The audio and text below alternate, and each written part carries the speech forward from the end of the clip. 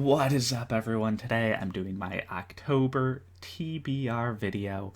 I'm not really getting in the spirit of spookiness, am I, with any of these picks?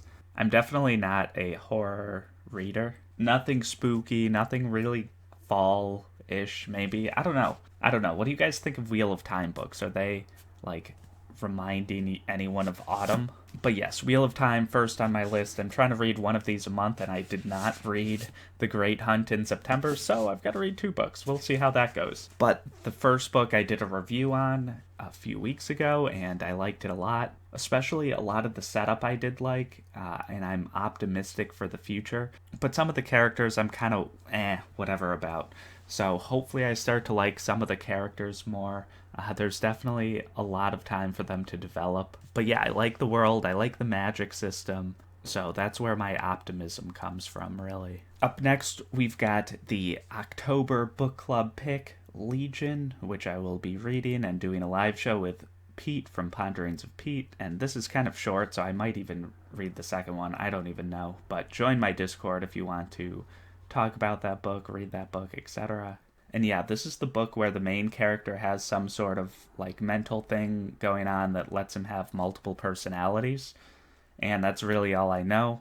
But I'm sure Brandon Sanderson does it well because that seems like a kind of unique magic thing. Pete is also a big Sanderson fan, so we are going deeper into his archives of work. Definitely when you think of Brandon Sanderson, you think of like Mistborn, Stormlight, even like Warbreaker and Elantris get talked about more than some of these other shorter novellas that he's published.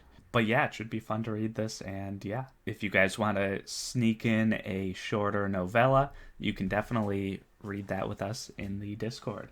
Also, a kind of shorter book that you can read if you want is the Indigenous People's History of the United States.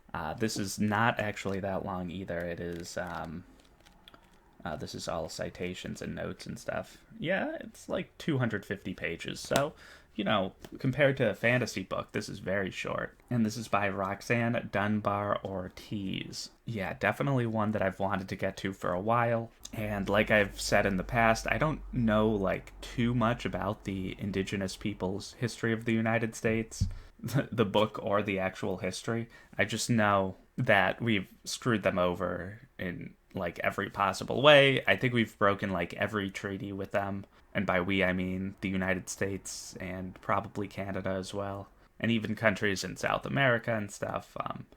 I know Brazil at one point, maybe in like the 40s, was owned by 50 people or 50 families, I guess, and that's how they divided up the indigenous people's land. But yeah, I don't think this book will focus on things like that and like the current struggles in Bolivia and like stuff like that. I think it'll just be the United States, which is definitely an interesting angle as well, because the United States, of course, is the most powerful country in the hemisphere, certainly. And yeah, it'll be very interesting to learn about their life and their culture and how that's incorporated to their history, because someone was talking about prison abolition in my Discord a few days ago, and it's like, oh, well, we can't have a society that like abolishes prisons.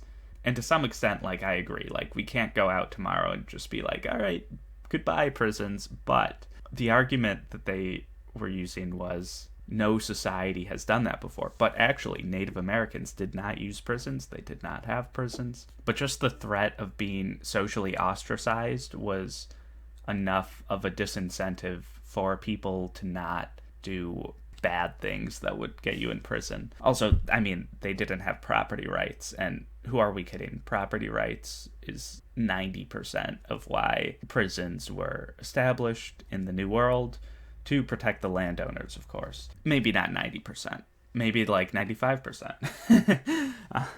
But yes, Indigenous People's History of the United States. Next, we've got Jade War, which I'll be reading this month, Jade City, which I'll be reading next month, in preparation for Jade Legacy. This is kind of like a spontaneous buddy read that is going on in my Discord. Anita asked me to join, and she started her channel this month, so very exciting for her, and you should definitely check her out.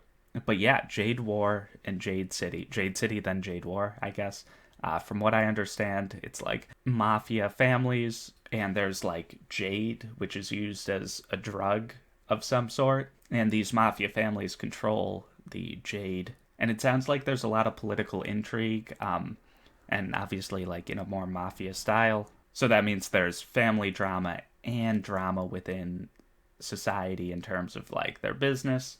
And yes, I'm very much looking forward to reading this book, and it is by Fonda Lee, and it is called The Green Bone Saga, and I believe it'll just be these 3 books as far as I know. So yeah, join my Discord if you want to buddy read this with me, or if you've already read it and want to see my reactions. Next, I want to say that I do actually want to do some of these series. Earlier in September, I did a video of all the series I'm currently in, and I also read Red Rising in September, so this is another series that I want to continue on with. So yeah, I've just got a lot of work to do in terms of finishing series, and I don't even know what I'm going to pick up, but it might be kind of a mood reading situation. I really do want to read The Splinter King, which is the second book after Black Coast, because the Black Coast was just so good, guys. And lastly, Gulags. I've read not very much of the first one,